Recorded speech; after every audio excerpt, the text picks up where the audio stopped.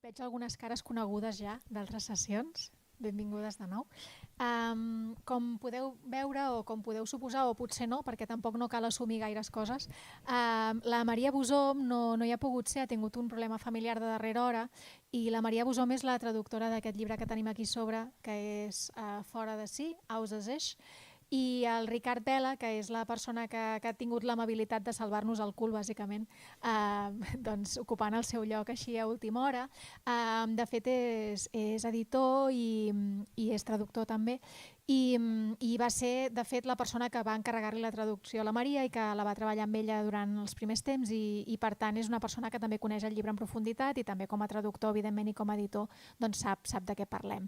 I aquí a la pantalla, gràcies a les meravelles de la tecnologia, tenim la Blanca Busquets, que també és traductora i que en aquest cas ha vingut com a traductora de Le Guin, però també com a traductora en general amb molta experiència, i la tenim a la pantalla perquè viu a Suècia i llavors era una mica complicat que vingués i vam pensar que el fet de fer un festival semipresencial, és a dir, amb una certa presencialitat i per això hi podeu ser.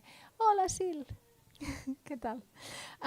I per això hi podeu ser, però també de penjar-ho a internet, etc. Doncs era que ens permetia una mica aquests formats mixtos que estem experimentant i que fan que gent que tenim moltes ganes que hi sigui, però que les qüestions pràctiques ho dificulten, com és la Blanca Busquets mateix o la Maggie Nelson, que va ser a la inauguració, doncs mira, gràcies a la tecnologia fem així aquesta cosa mixta, aquesta mena d'experiment.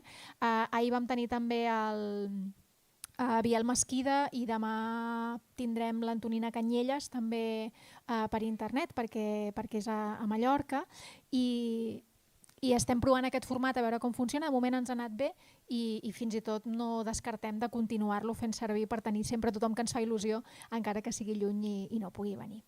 La taula que fem aquest vespre tracta sobre traducció, però de retruc també sobre llengua, no? Perquè clar, si parlem de traducció parlem sobretot també de la nostra llengua i com amb els confins d'una llengua romànica com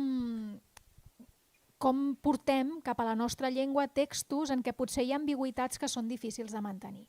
Llavors la idea seria que tenim més o menys una horeta, hauríem de no plegar gaire tard perquè el centre en teoria tanca a les 9, per tant, doncs això, a les 9 menys 5 estaria molt bé que estiguéssim sortint per la porta. Tenim aquesta horeta justeta i llavors la idea seria que fer una primera ronda en què la Blanca i el Ricard ens puguin parlar una mica dels llibres concrets pels quals els hem portat aquí i quina va ser l'experiència amb els textos.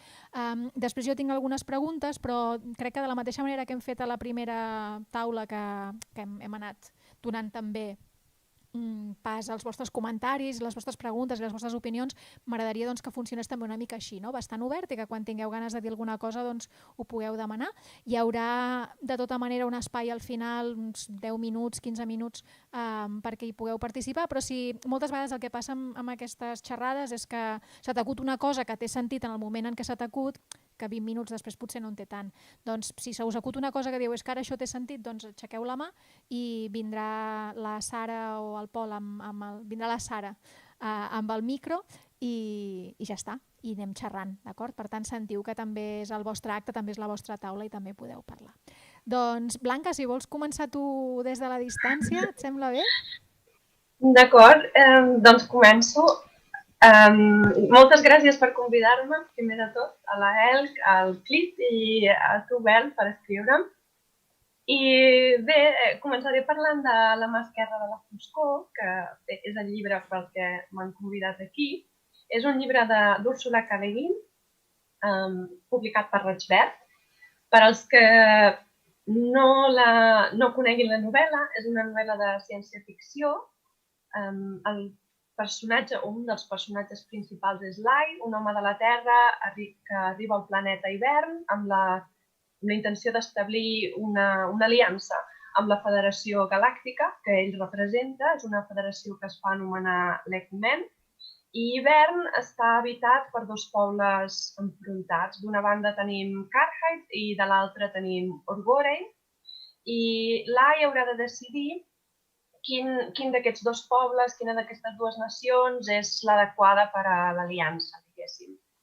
A hivern no hi ha ni homes ni dones. Els seus habitants són totes dues coses i alhora cap. No tenen un gènere fixat, viuen en un estat de neutralitat sexual la gran part del temps, però cada mes passen per un període de Kemer, és com un cicle, per al que passen un període de zel, en el moment en el qual adopten un sexe o un altre indistintament. D'acord? Això per situar-vos una miqueta. I pel que fa a la traducció en si, a les estratègies de traducció, en aquest sentit no hi ha gaire misteri, perquè Le Guin fa servir el pronom masculí singular durant tot el llibre i per tots els personatges.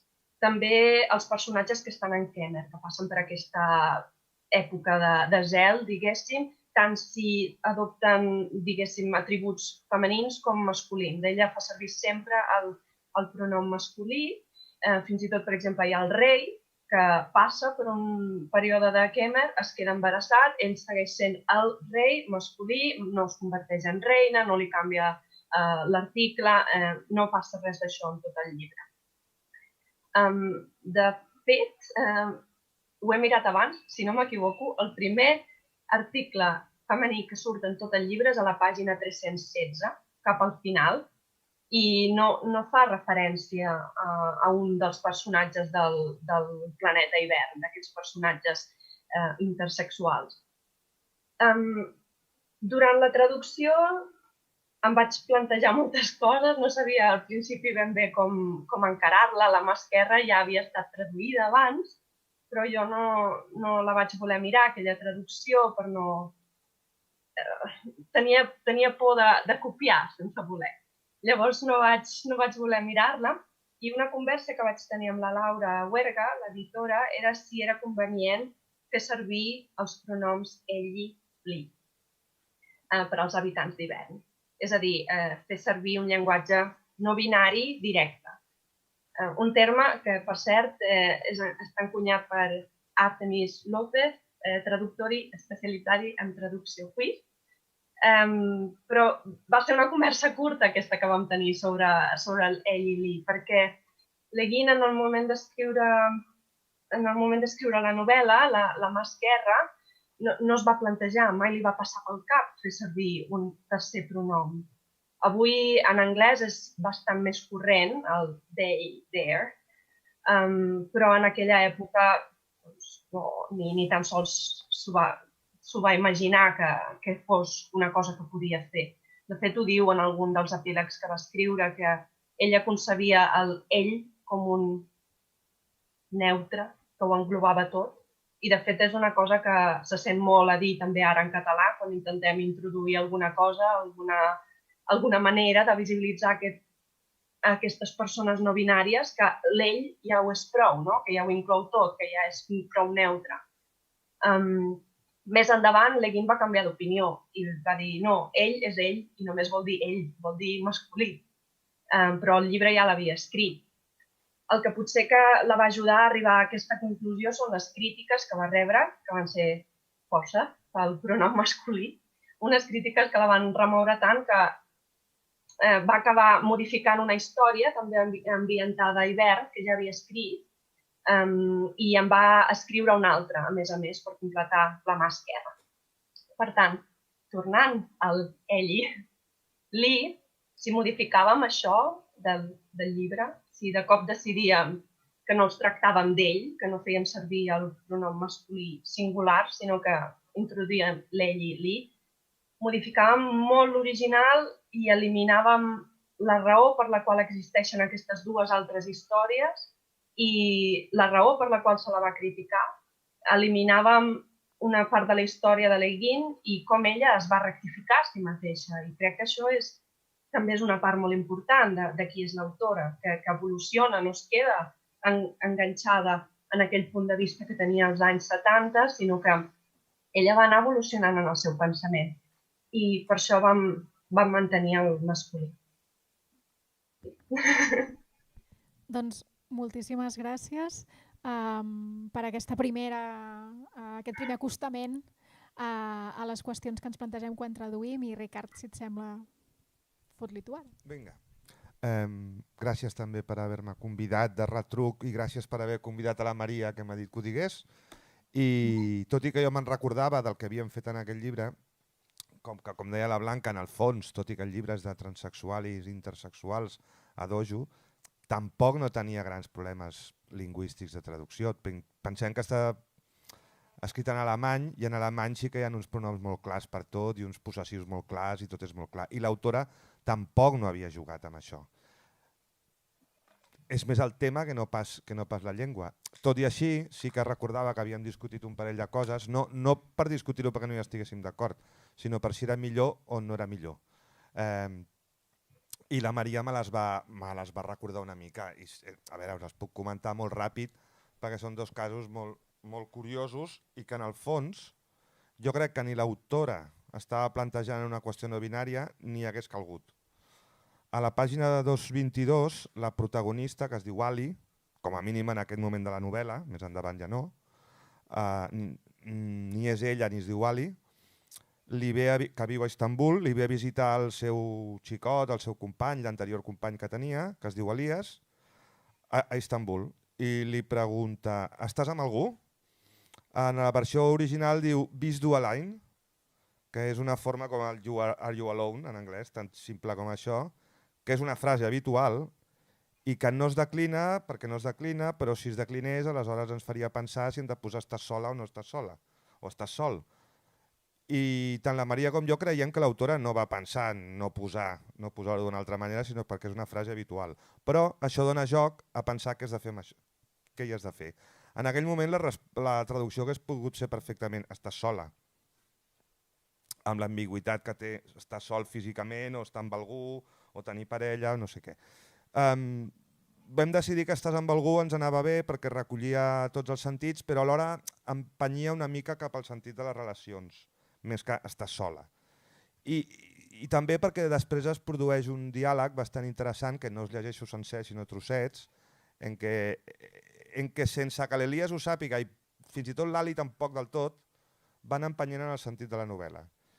Ella li contesta, això és el primer que s'ha t'acut preguntar? No ho sé, també podríem parlar sobre quan fa que et poses sucre al te. Bla, bla, bla, bla. Sí que estic amb algú. Home o dona? Des de quan t'importa això? No sabem el seu passat i no sabem ben bé per què ho diuen, però es planteja. I més endavant, sí que m'importa. Per què? Per poder-te preguntar si ell significa tant per a tu perquè no vulguis tornar, o si ella significa tant per a tu. És una qüestió purament gramatical? Exacte. Continuen parlant d'altres coses i al final del conversa li diu et puc fer una pregunta, l'Elias? Home o dona? Què? I ella, l'Ali, li pregunta quan em mires què veus, un home o una dona?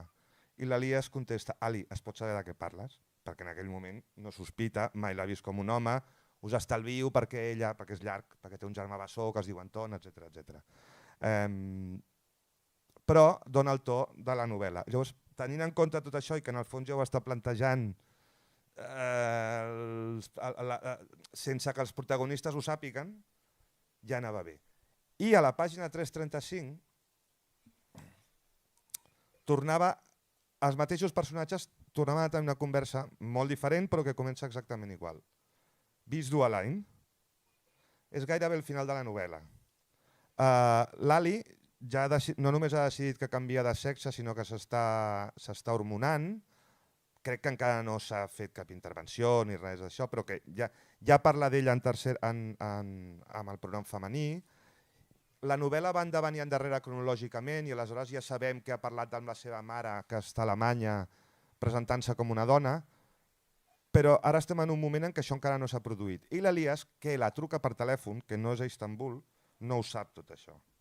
Aleshores, la Maria i jo vam arribar a la mateixa conclusió, que Bist du allein és la frase habitual, que l'autora no tenia cap intenció necessària, però que si havien fet una cosa amb el primer cas, potser podrien fer una cosa amb aquest altre. Perquè, d'una banda, si l'Elias digués estàs sola, el lector, que ja fa pàgines que s'està sentint de l'Ali com si fos un home, li resultaria estrany i era impossible que li preguntés estàs sol perquè en teoria no ho sap. I aleshores vam canviar lleugerament la frase. Hi ha algú amb tu? perquè en aquest cas la pregunta no era sobre relacions, sinó si estava sola en aquell moment físicament, per una qüestió de que acaba d'esclatar un cop d'estat a Turquia, ell està sola, ell en aquell moment està sol als carrers d'Istanbul i no se sap orientar. I l'Elias l'orienta per telèfon. I vam pensar que era bo també fer una cosa no binària aquí i a més que no fos exactament la mateixa frase que s'havia fet servir la primera vegada. I no n'hi ha més. Són dues decisions petitetes i a més que no tenen a veure amb la intenció de l'autora, exactament, però que anaven bé perquè van fent saó d'alguna manera. El que em sembla fascinant és que avui hi ha uns problemes o com a mínim unes qüestions que us plantegeu en les traduccions en tots dos casos, que en el cas de La màscara de la foscor, si l'haguessis traduïda no pas ara, sinó quan es va publicar per primera vegada, no hauria estat una qüestió, no? S'hauria fet servir el masculí i punt, i que en aquest cas no ho sabem perquè és un llibre recent. Clar, és un llibre recent, sí. S'ha traduït quan s'ha escrit. I a més la temàtica t'arrossega. Sí, i la temàtica t'hi porta. T'hi porta a pensar, és inevitable. Però hagués pogut ser estar sola o estar sol i no passaria res. I tampoc no hauria estat la fi del món. I a més és curiós perquè en el cas de La màscara de la foscor, Blanca, vau fer tot el procés i vau arribar a la mateixa conclusió que s'hauria arribat als anys 70, no? Sí, vull dir, ella després, aquestes dues històries que va publicar, una ja l'havia escrita als finals dels 60, juntament amb La màscara de la foscor, no està traduïda, diu Winter's King, em sembla, si no ho recordo malament, i l'altra l'he traduïda, encara no està publicada, però espero que es publiqui aviat, es diu Madurar a Carhide, i al final va fer servir la mateixa estratègia. Tots els personatges, a tots ells es refereix com amb un femení, en lloc del masculí de La màscara de la foscor, i en el període de Kemer o de Zel, llavors el que fa és jugar, no? Si adopten, diguéssim, els atributs més masculins, llavors és un ell, i si no, és una ella. Però, clar, seguim dins del binarisme, vull dir, encara no havia arribat. Encara no havia arribat al moment. I amb una barreja una mica incòmoda entre sexe i gènere, una mica estranya, no? Sí. Si depèn de l'estat físic, diguem-ne, d'aquell moment. Sí. Però bé, es va quedar, vull dir, clar, l'última, aquesta de Madurar a Carhide, em sembla que és del 95. Llavors, va fer un pas endavant, però encara... A mi em sembla peculiar com és que no l'ha reescrit passats els anys, o no ha donat permís o ha fomentat que se'n facin edicions en altres llengües. Tu saps si en alguna altra llengua s'ha fet alguna cosa diferent? Jo diria que no s'ha fet, però clar, no ho sé. S'ha traduït a moltes llengües la Leguin, però he buscat informació sobre l'ús dels pronoms, sobretot en La mà esquerra i en aquestes altres dues històries, i no he trobat res que digui que ho hagin fet en cap traducció. Jo no ho faria com a traductora, vull dir, ens ho van plantejar, però... Si t'ho autoritza l'autora o l'autora vol que es faci? Si ho autoritzés ella, bé, suposo que si ella ho volgués ho faria primer en la seva llengua, no? En anglès. Sí, clar, si ella ho fes, endavant, però ara està una mica morta. De fet, sí, això és cert. Però va tenir temps. Una mica només. Sí, va tenir. De fet, us va salvar una mica la vida, perquè imagina't que... No, sí, dic la vida a la traductora i a l'editora, perquè, clar, en anglès és una qüestió de canviar els pronoms i poca cosa més. En català hauríem tingut una feinada bastant ingent. Sí, molt, molt gran. De fet, volia comentar, puc parlar d'un altre llibre? No sé. Sisplau. És un llibre que ha de sortir d'aquí poquet, es diu Com ser antiracista, escrit per Ibram X. Kendi, i també el publica Raig Verd, i no l'he traduït jo sola, l'he traduït amb la Josefina Cavall. No l'he traduït jo sola.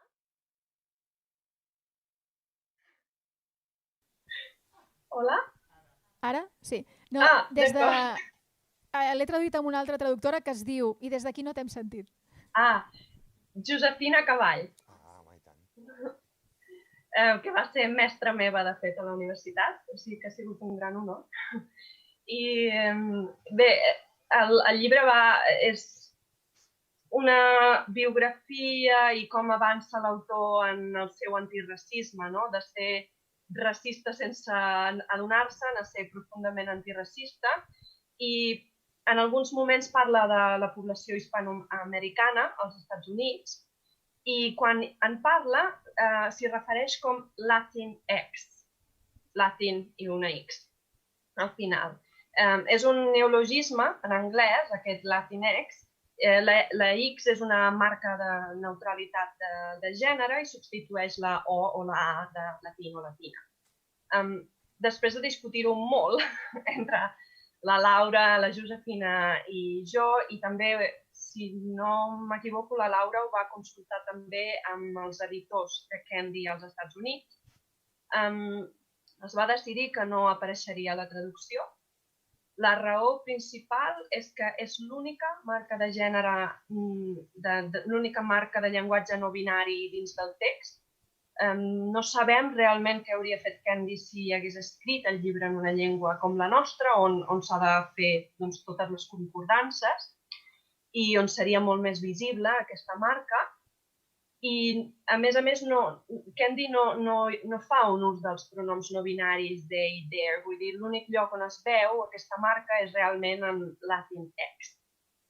Jo ho vaig provar amb un parell de pàgines, vaig traduir fent servir els pronoms ell i li i fent les concordances, i si ho tiràvem endavant realment afectava quasi totes les frases del llibre, perquè bé, és un assaig, llavors era molt més extensiu que hagués sigut, per exemple, la mà esquerra de la foscor, que ho hauria sigut, però en aquest cas realment afectava quasi cada frase. Mentre que en anglès només era visible molt de tant en tant i exclusivament en la paraula Latinx. Vam trobar que no era un ús consistent i, a més vam creure que distrauria el lector del missatge que Candy volia transmetre, així que al final no es va incloure. Ricard, tu comentaves també que com a editor t'havies trobat, no sé si recordeu, fa bastants anys un llibre que es deia El curiós incident del gos a mitjanit, i recordeu la polèmica que hi va haver amb la traductora al gallec? Doncs la traductora que va traduir el llibre al gallec va optar per, cada cop que trobava una paraula que en anglès no podia saber pel context, pel context de la frase o de la història, no podia saber si es referia a un home o una dona, va decidir que en gallec ho traduiria en femení. Llavors, bus driver era la conductora de l'autobús.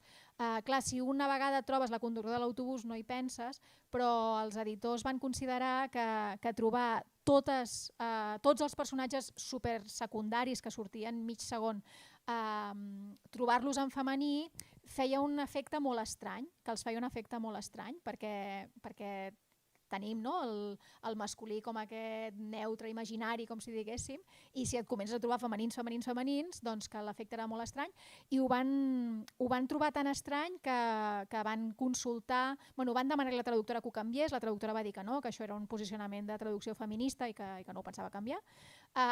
Llavors l'editorial es va trobar merda, ara què fem? Van consultar l'agència, perquè sabeu que aquestes coses internacionals hi ha una agència pel mig, hi ha com molts intermediaris.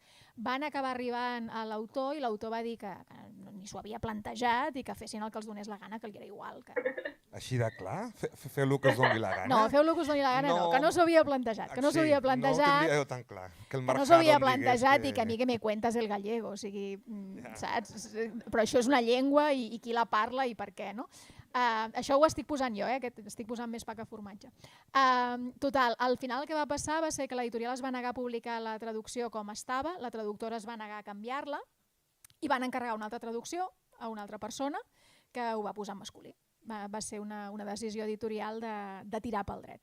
Aquest cas que fa molts anys, perquè no sé si aquest cas l'havíem comentat a la facultat o poc després, però com a mínim deu fer entre 20 i 20 i pico anys que va passar, i és un cas que em sembla que està bé pensar-hi perquè hi ha unes opcions que podem prendre lis traductoris, però que, Si ens deixen. si ens deixen, però que afecten, de fet, l'obra original i que potser la persona que l'ha escrit no hi està tan d'acord, no? Com ho veieu?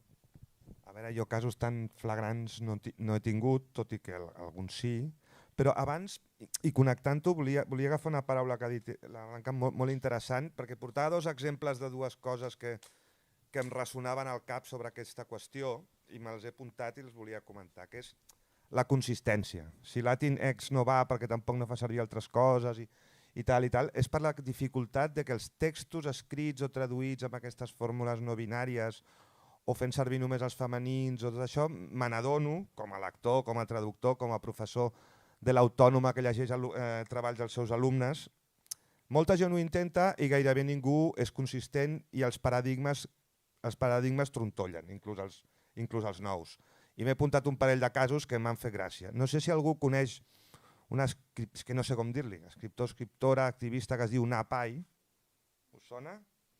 Doncs és una de les autores d'un llibre col·lectiu que es diu En defensa d'Afrodita, Tigre de paper, i un dels articles que escriu, que no recordo què és un llibre contra la monogàmia, si recordo bé, posa una nota i diu: faré servir femenins genèrics, plurals, en la primera i segona persona del plural. En canvi, en la tercera persona del plural faré servir el masculí. I em vaig quedar una mica parat. No deixa de ser inconsistent ni consistent, però no vaig acabar d'entendre per què. És a dir, no vaig acabar d'entendre per què no podia ser al revés. És a dir, o perquè no tots de la mateixa manera. I em vaig llegir el text diverses vegades i no ho vaig veure, sincerament. No ho vaig veure. Va ser un caprici, sí, però com que no era sistemàtic, tampoc no sé fins a quin punt era seriós. Si m'hagués dit que anaria tot en femení genèric, m'hagués semblat més normal, com el cas de la traductora. Però aquesta tria, per què el masculí en tercera persona, no la vaig entendre. Allà es va quedar, no he investigat més. I després m'ha fet gràcia també casos com fent classes a l'Autònoma, com es deia, treballs presentats per alumnes. La mateixa alumna que va presentar això de defensa d'Afrodita per fer-ne la traducció al castellà i publicar-la, quan va venir el moment de presentar el seu treball, diguem-ne, va posar una nota en castellà, perquè era en castellà. Diu, como han hecho las autoras de este libro, como han hecho las autoras del libro que se desarrolla en este trabajo, siempre que sea posible utilizar el género femenino en referencia a personas. Te la mires per sobre les llegeixes corrents i dius, vale, molt bé, és una de les opcions que hi ha avui en dia. Però aleshores llegeixes el text i tu mires bé. I dius, però un moment, les autores d'este libro, un 30% són autors. Bueno, no passa res, són minoria. Però què vol dir sempre que sea possible? Perquè després t'hi poses a llegir i la primera cosa que et diu immediatament et diu les autores no sé què para llegar a los lectores. I dius, home, para este viaje, oi? Exacte, o que quiten puente, que pongan río, o no sé, com tot allò que es diu. Que dius, totes aquestes preses de posició estan molt bé, però ser consistent i ser congruent és el més important. És molt difícil perquè els paradigmes són molt complicats de que funcionin i això, els autors pensen que ho fan, però després no se n'adonen que no ho estan fent en la resta. I hi ha casos flagrantíssims, dius, home, si no ho has de fer bé, fem-ho com sempre, o busquem una manera... Però si no ho provem, i si no ens equivoquem... És correcte, és correcte. No, jo sí que si hagués d'editar-li aquest llibre a aquesta noia, li diria fem-ho així com tu dius, però bé, o com sempre. Anem a intentar-ho fer així com tu dius, però bé. Que no és possible? Fem-ho com sempre, perquè el que no es pot fer és barrejar paradigmes, crear un embolic a la ment del lector i que quedi fatal. Aquí no arribava més la meva deixa. Però dir, tu mateixa ja no estàs fent el que dius que faràs, no? I això passa contínuament, Si us hi fixeu, sempre hi ha incongruències, algunes intencionades, i no vull deixar de dir-ho. Quan es parla de nosaltres, les treballadores, els no sé què, estem contra els poderosos, miau. Bueno, aquí crec que és volgut. Naturalment, és el que acabo de dir. Miau.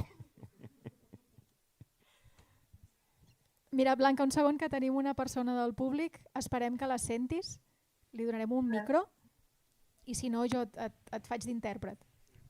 No, que si per exemple en situacions d'aquestes de que...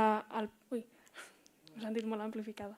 De que en el propi llibre, per exemple, hi hagi temes de...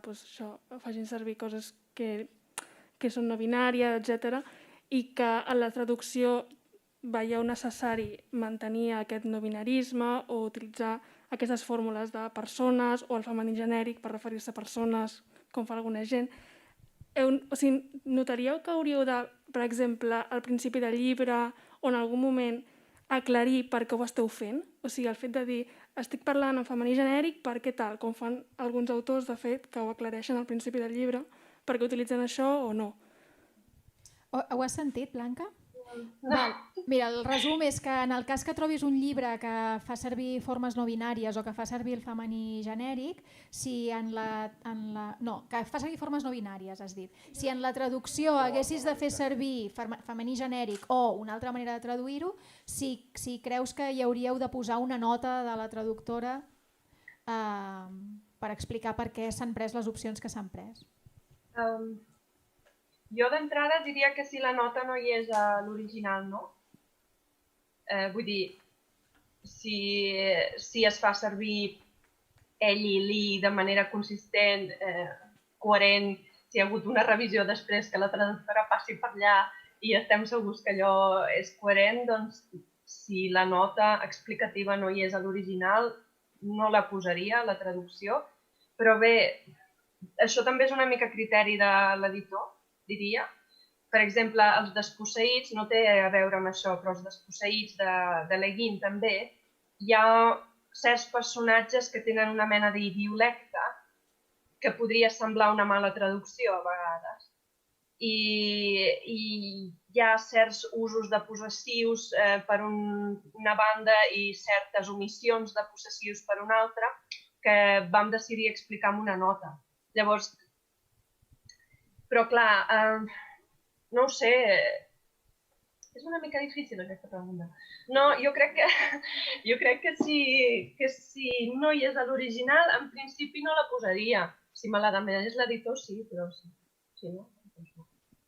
Jo no m'he trobat casos tan grossos i tan extensos en un llibre com perquè faci falta justificar el que has fet i menys posar una nota. Això dels they per no marcar si és ell o ella, això sí, però això ja ho resols i no li expliques a ningú, perquè tampoc no cal fer una complicació d'això i determinats aspectes molt petits. Ara, si el llibre és molt gran i el trànsit cap a la nostra llengua no només sorprèn, sinó que ho has d'explicar perquè perquè un autor en anglès o en una determinada llengua ho pot fer perquè té la voluntat, però alhora no és molt marcat. Però al traspassar-ho a la llengua que estàs traduint pot ser massa marcat. Home, una miqueta d'explicació en algun lloc, o potser amb nota a peu de plana, sí que estaria bé. Tot i jo no m'he trobat un cas tan gran. Si ho portem una mica cap a la nostra llengua, no? I ja no pensem només en clau dels problemes concrets que hem tingut traduint com de les possibilitats que té el català, no? Perquè crec que els traductors són persones que coneixen la llengua profundament, més que res perquè estan obligats a dir coses que en principi no tindrien per què voler dir, no? Perquè quan tu et poses a escriure com a autora dius el que et dona la gana i ja està, i si no saps com dir allò dius una altra cosa i ningú sabrà mai si has dit el que volies dir o el que podies dir. Quan ets traductora, no. Quan ets traductora el que diu és el que has d'intentar dir tu en la teva llengua i és una mica més complicat, per tant crec que el coneixement lingüístic és com molt profund. No? Blanca, deies que tu havies provat, no? De fer un parell de pàgines amb aquesta flexió en i, amb els ellis i els lis i tot això, i que havia sigut una mica complicat. Jo vaig escriure tot el llibre Follem sense cap marca de gènere no volguda, que va ser un repte i que de fet la primera edició ha sortit amb alguns errors perquè... Una mica de l'Oulipo, això també, com escriure. No, era un plantejament ideològic pel contingut del llibre. No? Però fins i tot havent avisat la correctora de fixa't en això perquè a mi se'm pot haver escapat algun masculí genèric, se'n van escapar 4 o 5 que es van corregir amb la segona edició. Però parlant d'això amb Liam Bermúdez, que és un escriptor, que ell és poeta i que fa servir la I també com a flexió moltes vegades, etc.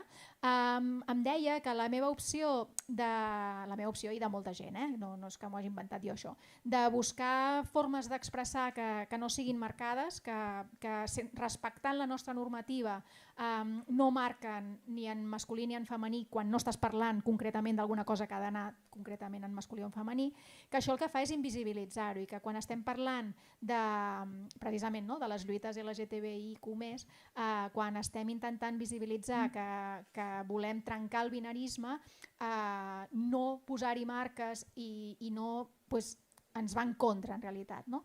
Com ho veieu? Com franquegem el problema entre no causar molta estranyesa però causar prou estranyesa? Jo crec que, vull dir, en el cas de la traducció, no parlo d'escriure, però en el cas de la traducció jo crec que si és el text de partida i es veu que és una decisió intencionada de l'autor, ha de ser el text d'arribada. Llavors, si l'autor no fa servir he, she i es dedica a fer servir they, their, és perquè ho vol. Llavors, això s'ha de traslladar al català i crec que la manera de traslladar-ho no és intentant evitar construccions que deixin veure la flexió de gènere, sinó donar aquest tercer espai, aquest tercer pronom, donar-li l'ús que ha de tenir, perquè crec que al final estem negant un dret si no el fem servir, perquè les persones no binàries tenen el mateix dret que jo i que tu a tenir, o que un altre, a tenir un pronom que els representi en la nostra llengua, no? I que si no el tenen, això més que una altra cosa fa mal a la llengua. Estem tan preocupats de perdre la llengua, que la llengua es morirà, però és que si no fem aquestes coses la deixarem allí com una mòmia i llavors sí, segur que es morirà. I crec que això, si hi ha un they, there, és important que hi hagi el mateix en català, un equivalent en català. Clar, la primera cosa que penso és que el nivell d'estranyament és diferent, no? Que quan tu tens una llengua en què l'única marca de gènere serà el pronom, quan ho portes a una llengua en què les marques de gènere són moltíssimes més, el nivell d'estranyament és molt diferent de dir ell és molt guapa, que això és agramatical, no hauríem de dir ell és molt guapi, they are beautiful. No? Clar, és un nivell d'estranyament diferent. Sí. No ho resoldrem avui, això. Vull dir, tenim l'eina que tenim, no? Sí. Vull dir, no, és l'eina que tenim i hem de treballar amb ella i aquesta eina que tenim doncs, fa concordances de gènere tort i a dret, doncs les hem de fer. I ja està. Jo no m'he enfrontat a cap text que tingui això de manera sistemàtica, només de manera casual i escadossera. I ho resols fent una lectura d'això més simple, no? Però és que tampoc no sé fins ara, potser començarà a haver-hi molts textos en altres llengües escrits de manera no binària, però tampoc n'hi ha tants. Tu per què t'has hagut d'enfrontar una mica a aquests d'això a la Caleguer i poca cosa més? No n'hi ha tants. Sí, no gaire, no. No n'hi ha tants. I en canvi a mi em preocupa més, sigui com sigui l'original, la feminització del llenguatge, és a dir, els recursos femenins o no binari i femení no és el mateix, no? És a dir, desmasculinitzar el llenguatge sense directament des del català. I hi ha coses que es fan i coses que no es fan i que es podrien fer. És a dir, que jo intento traduir-les fent-les sempre traduint i fins i tot quan parlo, tot i que a vegades no me'n recordo, però quan d'aquí concorda tots els participis en femení i en plural? Quantes persones d'aquí? O si en la versió oral no ho feu, quan escriviu? L'han ben vista? Li han donada? Això és genuí, és clàssic, és gramatical, és de la llengua antiga, pot ser viu, per molta gent és viu, i en canvi deixar-ho tot sempre... I no anem contra cap norma, no és cap gramaticalitat, tot el contrari. I trobo que és una marca femenina, que a l'hora de ser femenina és no masculitzar el llenguatge, que és molt útil i que trobo que tothom hauria de fer més, per exemple. Com que ens queden pocs minuts, si us sembla, obrim a les vostres inquietuds. Allà al darrere en tenim una d'inquietud. Un Un segon, sisplau, al micròfon, que si no des de casa no et senten. Perdona. Volia demanar per el llenguatge directe que planteja l'Àrtemis, del llenguatge no binari directe. Quan utilitzeu com a traductors, com a editors, aquest llenguatge directe amb el morfema de gènere no binari o de no gènere, el morfema no binari, quan s'utilitza com a traductors? Quan l'utilitzeu? Perquè heu plantejat que en una traducció apareixia la latín X y que como no era... Voy a hablar en castellano 2 segunditos, que así me expreso un poco mejor. No pateixis. Que aparecía latino con X, latinx, y entonces, como no era consistente, decidisteis obviar esta marca de género que ya estaba expresada en el texto origen. ¿Cuándo entonces, como traductores, planteáis el uso del no binario directo? Ho has sentit? Més o menys. Val. Que quan, com a traductors, feu servir l'ús del llenguatge no binari directe amb els morfemes corresponents, si en el cas que has explicat, com per exemple del llatín X, vau decidir eliminar-ho? A veure, eliminar-ho en el cas de Latin X... A veure, jo crec que jo tinc moltes contradiccions. Per una banda, m'hagués agradat molt traduir-ho en llenguatge no binari directe. Per l'altra, penso que no era gaire intencionat de part de l'autor. La Laura m'ho va comentar, havia parlat amb aquests editors seus als Estats Units i ells deien que aquesta marca o aquest nom, Latin X, potser ho fa servir més perquè és el que es fa ara, perquè és una moda, que perquè estigui realment marcant el text d'aquesta manera, perquè de fet no marca res més, no hi ha cap altra marca i la podria haver fet, perquè hi ha moments on parla amb coneguts, amics, amigues o amiguis, queer, en els que podria haver fet una marca neutra, no la fa. Per tant, clar, és una decisió que té pros i que té contres. Una nota al peu hauria estat bé, potser, en el cas quan sortia hispanoamericans. També es va decidir no deixar Latin X perquè es va considerar que no s'entenia en català, entorpia la lectura. Quan faria servir el llenguatge no binari directe? Primer de tot, quan fos una decisió conjunta també amb l'editorial, perquè no soc jo només la que ha de decidir. I després el faria servir o demanaria i insistiria en fer-lo servir sempre que hi hagués marques de they, their, per exemple, també un ús no binari en anglès. No sé. Tot això, si no esteu en el món editorial, us pot semblar molt estrany de per què no van preguntar a l'autor, perquè no és tan fàcil. Val? No. Si fos tan fàcil li faries un truc i s'hauria acabat. Moltes vegades la comunicació ja no entre autor i traductor, sinó entre corrector i traductor. És una mena de malson que s'impedeix per tots els mitjans, no entenem molt per què la gent que ens hi dediquem, i es dificulta molt. I jo personalment crec que la feina ens sortiria molt millor si ens deixéssim parlar entre nosaltres, no? Però no sempre és així. Jo crec que ara tampoc no hi ha tants llibres, és això. És a dir, aquesta pregunta d'aquí 10 anys, si s'escriuen més llibres, si això és més generalitzat, ens ho trobarem. Ara són llibres molt concrets i un cas en tot un volum, moltes vegades.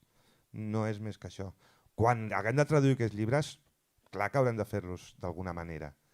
Per a mi no m'han arribat encara, Ens anem preparant per alguna cosa que probablement arribarà, però encara, per mi, no està aquí. Jo espero que arribin molt aviat. Esperem. I que s'estiguin escrivint també en català. I que bueno, si escriuen en català no és la nostra feina, però i que ens encarreguin les traduccions, sí, d'acord, però... Què més tenim?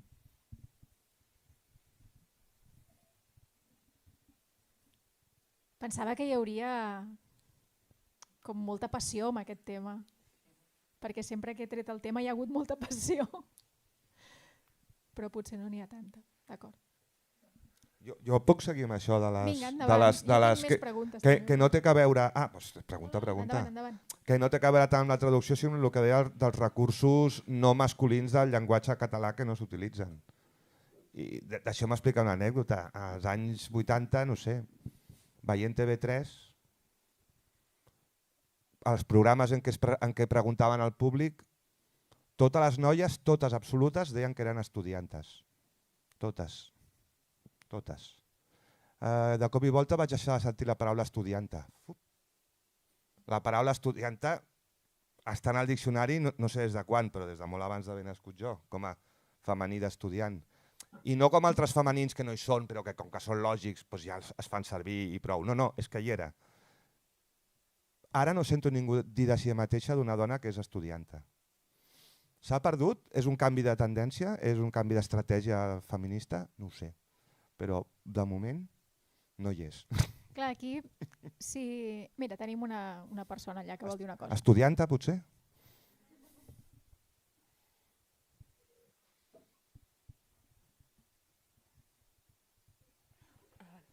Bé, jo vull fer l'apunt que ara aquest terme ha tornat a aparèixer com a mínim en el món universitari en diverses universitats, com a mínim que jo conegui, la UVic, la UPC i la UB, i s'ha tornat a fer servir aquest terme i d'aquesta manera quan es dirigeixen al col·lectiu estudiantil fan servir estudiant-estudianta. Benvolgut estudiant com a estudianta. Perquè durant un temps es preferia fer amb l'alumnat. Sí, alumnat... I en canvi estudianta torna a estar de moda. Me n'alegro, perquè jo me prefereixo els estudiants estudiantes que els alumnats. I els jutges jutgesses que no se sap ben bé què. Però perquè això respon a una cosa més genèrica, que és que en un moment determinat totes les parelles d'oficis i de noms, els conductors, les conductores, que tenien femení al diccionari es feien servir i les que no, perquè eren lògiques, se'ls hi posaven. I en un determinat moment vaig sentir dir, suposo que al mateix moment que es va deixar de fer servir estudianta, que era millor no fer-ho, perquè era individualitzar, remarcar que era una dona com si allò fos una cosa excepcional. No vaig acabar d'entendre el motiu, però aleshores va venir un retrocés i van desaparèixer. Per mi, durant molt de temps, les jutgesses, les estudiantes, va arribar la de Colau i és batllessa o alcaldessa, d'acord, però jo ja m'esperava que no. I això és una cosa que m'estranya, no sé en quin moment estem, si d'anada o de tornada. Ui, visca, la passió, vinga, som-hi. Mira, allà hi ha una persona... Jo en aquest sentit al revés, penso que és molt més inclusiu parlar de l'alumnat precisament perquè treus qualsevol marca de gènere, que si parles d'estudiants, estudiantes, i estudiantis, si vols, doncs ho afegeixes, no? Però si parles d'alumnat i treus totes les marques de gènere, no estàs sent molt més inclusiu, llavors? Ja, però una dona què ha de dir de si mateixa? Jo sóc estudiant, jo sóc estudianta, què ha de dir de si mateixa? Jo crec que cada dona ha de decidir el que vol dir de si mateixa. És però obvi. Des d'un punt de vista institucional... És obvi, des del punt de vista normalista. Crec que s'ha de fer, o sigui, opinió pròpia, caminar cap al treure qualsevol tipus de marca de gènere, no... Bueno, si voleu, sí, en podem afegir, no? Però al final és el mateix afegir-ne tots els que puguis que treure'ls i dir, vale, doncs alumnat, i dins d'alumnat ho pots englobar tot i ens entenem tots. I ja està. Mentre va el micro, ha de viatjar cap aquí i després cap enrere. Mentre va el micro viatja, hi ha un estudi a la Universitat de Califòrnia entre persones adolescents que van a l'institut, que diu que el 25... És el 25, Pol? El 27, gràcies. L'apuntador. És que l'hem estat mirant juntis. El 27% de les persones entre 12 i 17 anys que estudien als instituts de Califòrnia consideren que són llegides com a gènere no binari, és a dir, gender non-conforming. És a dir, que quan les mires són conscients que quan la gent se les mira no saben si les han de posar en una banda o en una altra i que per tant les posen en un calaix. El 25%, estem Per les parlant. seves característiques físiques, que no Bueno, acaben de discriminar. per la seva expressió de gènere. Per l'aspecte. Que la seva expressió de gènere és gender non-conforming. Digues, Galofre. Sí, mira, la Sara. Gender non-conforming en realitat es refereix no tant a que no són classificables o que no les pots entendre, sinó que estan intencionadament trencant el mandat de gènere. És a dir, és gent que no té per què identificar-se com a persona trans o com a persona no binària, però que té una expressió de gènere no conforme.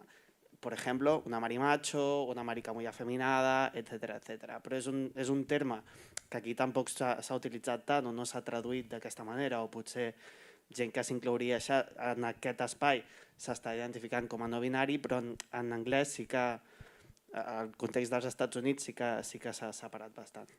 Però és el 27%, que em sembla molt. Clar, el 27% és molta gent. O sigui, si això a poc creiem que s'anirà estenent, com si diguéssim, això que dèieu ens ho trobarem, no? I n'haurem de poder parlar. No, bueno, el que ha dit ella, bàsicament, i també el fet de tenir paraules que puguin englobar qualsevol tipus de gènere, fins i tot gender no conforming, també permet que al final d'un llibre no tinguis estudiants i estudiantes, metges i metgesses, i tota l'estona igual, perquè després també es fa molt pesat tant de llegir com d'escriure. El problema és que els genèrics només et serveixen en uns determinats casos. La gran majoria no els pots fer servir. I has de posar metge o metgessa o el que sigui, o metgessi, però alguna cosa has de posar. L'alumnat et serveix una vegada, quan hi ha una frase genèrica. Llavors la cosa és barrejar el fet aquest de tenir alumnat i després ficar metge-metgessa, està bé o seria també pesat el fet de barrejar-ho? Això s'ha de veure, perquè després ha de funcionar la traducció. Lingüísticament i de tan correcte o de tan innovador no pot ser que sigui legible. Aquest és l'altre problema. Qui tenia...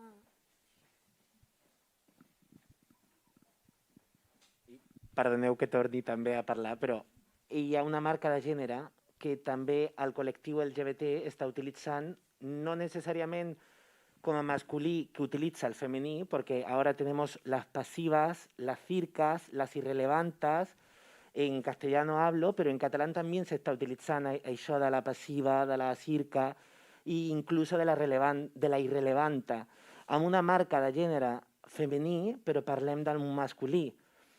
Llavors, aquestes marques de gènere que parlava la companya, que deia que la utilitzem quan vulguem i com algú decideix utilitzar-la, és veritat que sí, però que també hem de veure aquest fenomen neològic que s'està produint i que s'estudiarà també, que s'està estudiant ara també. Les marques de gènere femenino para lo masculino, masculino para lo femenino, no, son marcas de género, no podemos incluirlo en ninguno de los dos. Y también es un fenómeno lingüístico neológico que se está ascendiendo a niveles, o sea, a un ritmo muy elevado, muy elevado. Os lo digo porque trabajo con neología y lo voy viendo a diario, en prensa incluso, que se hace un uso de las marcas de género, o sea, digamos, dentro del binarismo a lo opuesto. I quan... És per curiositat, Sí. Pura curiositat. Hi ha un implícit despectiu quan es fa servir el femení, quan parles d'algú... A vegades, i és el que jo mateix estic estudiant, perquè a vegades sí. I també passa, per exemple, al contrari amb el masculí, los señoros. Un señoro es bastante despectivo. Y una señora no suele ser despectivo. Sin embargo, también, o sea, el cambio de género se produce cuando se cambia el morfema de género, va implícito algunos mecanismos políticos y sociales, van implícitos en estas palabras, pero no siempre, y es lo que estamos intentando, pero no es un fenómeno aislado. O sea, en cada día más textos de mayor difusión, y si ya entramos en el mundo Twitter nos morimos porque es otro mundo, otro universo lingüístico, pero se está produciendo. Y el universo lingüístico que se está produciendo a nivel de calle llegará a un nivel editorial. Y yo no creo que llegue en tanto tiempo, que hemos dicho, ha dicho usted, todavía no me está llegando, yo no le daría tanto tiempo porque... Em referia a traduir el català, que sempre és més... Sí, bueno, doncs això, que arribarà, i arribarà segur i no en tant temps com pensem que és una cosa que està lluny, no, arribarà d'un moment a un altre. La persona de la samarreta d'Open Arms volia tornar-hi.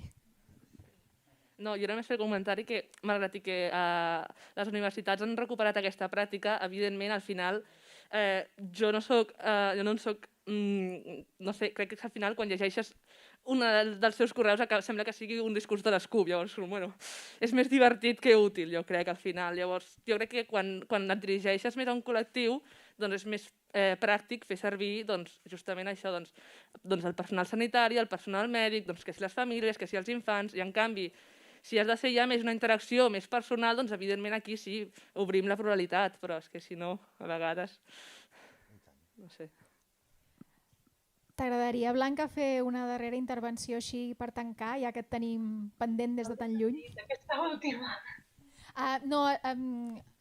Quina no has sentit? La darrera? Sí. No, simplement deia que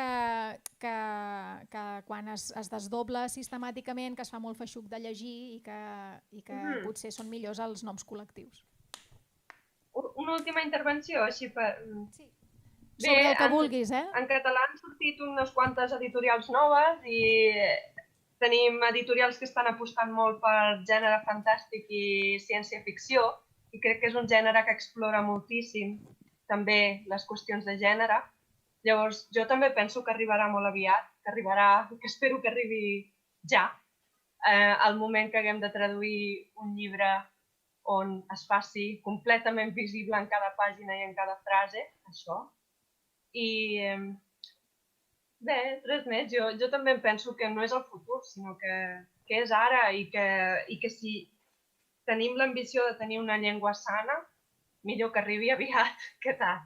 I que hi hagi algú escrivint avui mateix un llibre en català que s'hagi de publicar ben aviat amb aquestes marques, perquè bé, és el que s'ha de fer, crec. I a més, pel que fa a la traducció, crec que com que traduïm tant de l'anglès, no pot ser que trigui en arribar, perquè en anglès s'està fent moltíssim, hi ha molts autors que estan apostant per les marques no binàries en el llenguatge, un llenguatge no binari directe, i crec que només per aquest simple fet que traduïm tantíssim de l'anglès ha d'arribar ben aviat. Moltes gràcies. Ricard, alguna última paraula? No. D'acord. Li anem donant voltes a la mateixa cosa. Sí. Arribarà abans i ja està arribant al castellà i també ens haurem de fixar com ho fan i què fan, clar, perquè no estem sols en el món.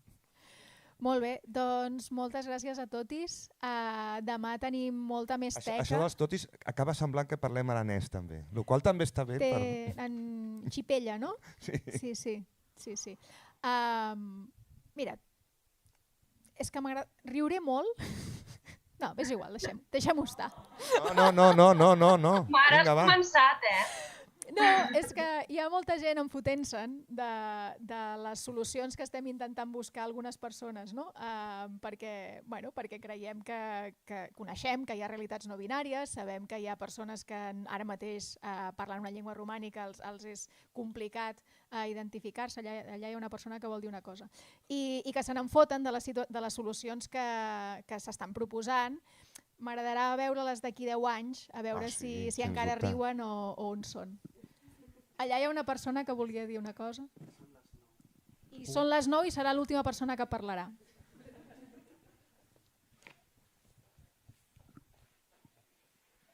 Bé, com a autori, doncs, volia dir que costa molt, no? I que ho estem intentant. Aleshores, doncs, simplement recolzar el que acaba de dir l'Abel, que ens està costant molt i que des del punt d'autori estem fent això. Després, seguint el que deia el company, en castellà hi ha llibres com Guia de supervivència d'adolescentes trans, que ja està totalment traduït. Bellaterra em sembla que ha de fer una intervenció també al el Colit, no? Sí, ja l'ha l'ha feta aquesta tarda, sí. doncs ja està traduït d'aquesta manera, doncs tant de bo arribi a català aquesta guia per adolescents, que m'hagués encantat que hi fos, i crec que hem de realment ja obrir-nos a l'existència d'aquest ahir i almenys el temps que duri. Si després trobem altres maneres, doncs perfecte, no? Però més que res, com dèiem, és un dret i ens agrada a tothom tenir drets. Doncs em sembla una intervenció magnífica per acabar. Moltes gràcies i ens veiem. Gràcies.